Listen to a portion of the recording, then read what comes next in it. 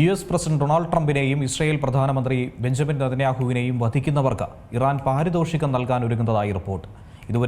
ഇരുവരെയും വധിക്കുന്നവർക്ക് $58 ദശലക്ഷം, അതായത് ഏകദേശം 558.73 കോടി രൂപ പാരിതോഷികം നൽകുമെന്നാണ് ഇറാന്റെ പ്രഖ്യാപനം.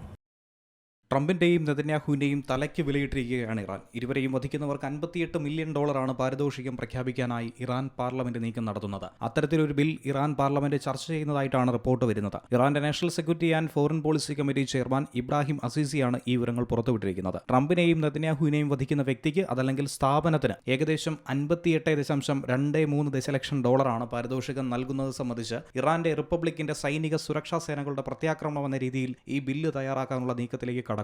ട്രംപിനെയും നെതന്യാഹുവിനെയും നരകത്തിലേക്ക് അയക്കുന്നവർക്ക് പ്രതിഫലം നൽകുമെന്ന ഇറാനിയൻ പാർലമെന്റ് അംഗം മഹ്മൂദ് നവാബിയനും പ്രസ്താവിച്ചിട്ടുണ്ട്. ഫെബ്രുവരി 28-ന് ടെഹ്റാനിലുണ്ടായ ആക്രമണത്തിൽ അന്നത്തെ ഇറാൻ പരമോന്നത നേതാവായിട്ടുള്ള ആയത്തുള്ള അലി ഖമനയെ വധിച്ചതിലുള്ള പ്രതികാര നടപടിയായിട്ടാണ് ഈ പുതിയ നീക്കം. ഖമനയെ വധത്തിൽ ഈ നേതാക്കൾക്ക് നേരിട്ട് പങ്കുണ്ടെന്ന് ഇറാൻ ആരോപിക്കുന്നുണ്ട്. യുഎസിന്റെ central command commander admiral Brad കൂപ്പറിനെ വധിക്കുന്നവർക്കും പാരിതോഷികം കിട്ടുമെന്നും ഇക്കൂട്ടത്തിൽ കൂട്ടിച്ചേർക്കുന്നു. ട്രംപിനെയും നെതന്യാഹുവിനെയും ഇല്ലാതാക്കുന്നവർക്ക് നേരത്തെ $50 മില്യൺ സമ്മാനം പ്രഖ്യാപിച്ചുകൊണ്ട് ഇറാൻ സർക്കാരിന് കീഴിൽ പ്രവർത്തിക്കുന്ന സൈബർ വാർഫെയർ ഗ്രൂപ്പായിട്ടുള്ള ഹന്തലയും രംഗത്ത് വന്നിരുന്നു. കിൽ ട്രംപ് എന്ന ക്യാമ്പയിനായി $50 ദശലക്ഷം, അതായത് 481.5 കോടി രൂപയാണ് സമാഹരിച്ചത്. ഇറാനിയൻ മാധ്യമ റിപ്പോർട്ട് അനുസരിച്ചാണ് ഇത് വ്യക്തമാക്കുന്നത്. അമേരിക്കൻ നീതിന്യായ വകുപ്പ് ഈ സംഘടനയിലെ അംഗങ്ങളെ പിടികൂടുന്നവർക്ക് $10 മില്യൺ പാരിതോഷികം വാഗ്ദാനം ചെയ്തതിന് മറുപടിയായിട്ടായിരുന്നു ഇത്തരമൊരു പ്രഖ്യാപനം. പശ്ചിമേഷ്യൻ യുദ്ധം അവസാനിപ്പിക്കാൻ യുഎസിന് മുന്നിൽ ഇറാൻ പുതിയ സമാധാന നിർദ്ദേശം മുന്നോട്ട് വെച്ചതിന് തൊട്ടുപിറകെയാണ് ഇത്തരത്തിൽ പാരിതോഷികത്തിന്റെ വിവരങ്ങളും പുറത്തുവരുന്നത്. മധ്യസ്ഥ രാജ്യമായിട്ടുള്ള പാകിസ്ഥാൻ വഴിയാണ് ഇറാൻ നിലവിൽ സമാധാന നീക്കങ്ങൾ മുന്നോട്ട് കൊണ്ടുപോകുന്നത്.